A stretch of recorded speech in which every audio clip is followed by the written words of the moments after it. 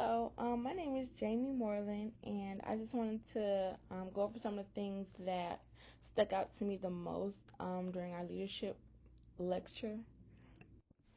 So, based on the textbook definition, I guess it's defined leadership as the process in which an individual influences others in ways that help the group or meet the organizational goals. I decided to add positively influence others into the definition because a lot of times people assume that a lead is supposed to be like the role model, I guess, of the group, but sometimes that's not always the case. Which is why I agree when you said there's a difference between leadership and management.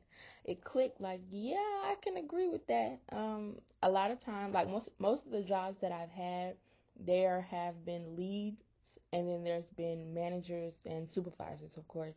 But the leads are the main ones that are doing majority of the hard work, like making sure everybody is doing their part to make sure the goal is accomplished, whereas the manager is just making sure the goal is completed by the deadline, basically.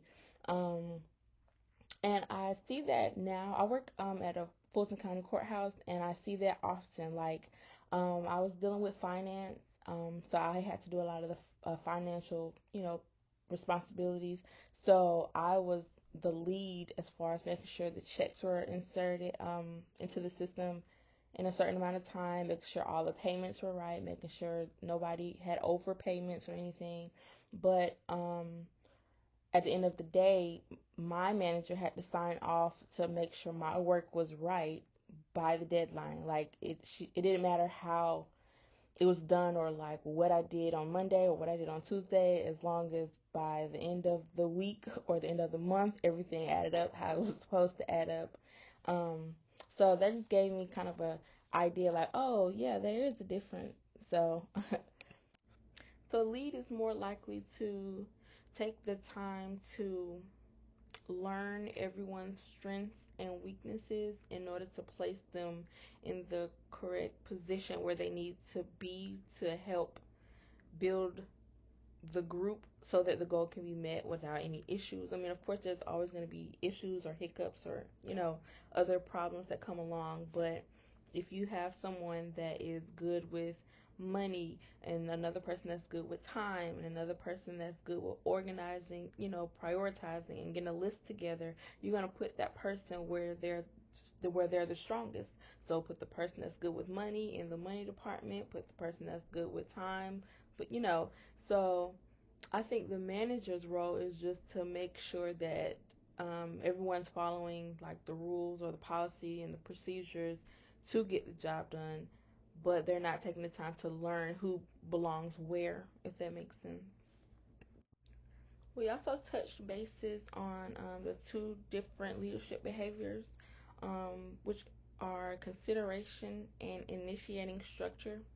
Um, Consideration deals with the concerns for the people, whereas initiating the structure is concerned about getting the job done at the end of the day. Um, Looking back, myself, I don't mind taking on leadership responsibilities or, you know, getting a bunch of like a list of tasks to complete before a deadline. Like all of that, I'm good with that. Like I'm good with doing the work, taking on the challenges.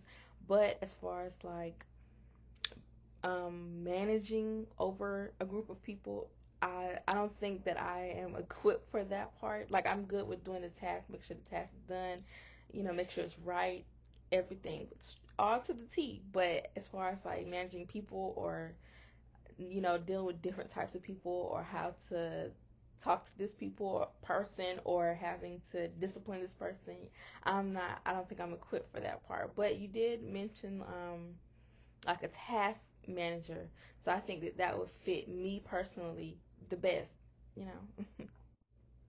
One of the most important points that you made in the lecture that stuck out to me the most was leaders are more likely to be more successful when they demonstrate high concern for both people and production.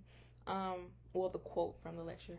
I agree with that 100%. I am a balanced type of person, so I feel like both parts are equally important, but you have to know how to balance them out. Like, you can't have a person that's more concerned about the people or, you know, more than the production, and then you can't have the production, like, you can't focus more on the production more than the people, um, because it won't work. So if there's a balance, then you'll have, great attitude from the workers. They'll be more willing to do more, take on more responsibilities, rather than someone who doesn't care about the person or what they have going on, why their performance is lacking. They're not understand like trying to understand why this person is not working as hard as they usually do, or why this person is not working as hard as the next person. You have to get to know people. You have to get to know their situations so that you can know, like, when they're not on top of their game, and like, okay, let's see what's wrong with them, how can we fix it so that we can get them working better on the project. So I feel like that's very important, and I feel like a lot of employers lack that balance, which is why there's so many high turnover rates as far as workers or employees go. Like, they hire a lot of people, but a lot of people also quit, and I think that's one of the reasons why there's no balance. So people feel like they're working so hard, and they're not being appreciated, so they're going to try to find the next job to show that appreciation, where that's a promotion or a bonus or a raise, or buying lunch, or whatever the case may be. The employer is willing to show that they care, So a lot of companies lack that, which is why I think a lot of people quit jobs, or more likely to quit jobs faster. So another thing that pointed out, like, me and my aunt, we have a debate all the time. Like, she was saying, like, the younger generation, y'all are more likely to quit after working a job a year or two. Y'all don't really sit still and work a job long like we do. We worked jobs for 10, 20, 30 years, but y'all won't sit still. But I tell her, like, times are different, so we're not gonna just sit down and just take it.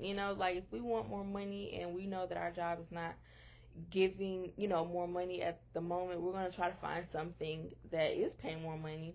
Or if we need more benefits and our job is not willing to give us more benefits, then we're going to find something else that does.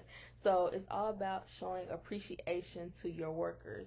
So um I mean, as you stay on a job, of course, the benefits, you will get more benefits, but it's like we're more fast paced. Like, we have more energy now, right now, to be bouncing, from job to job.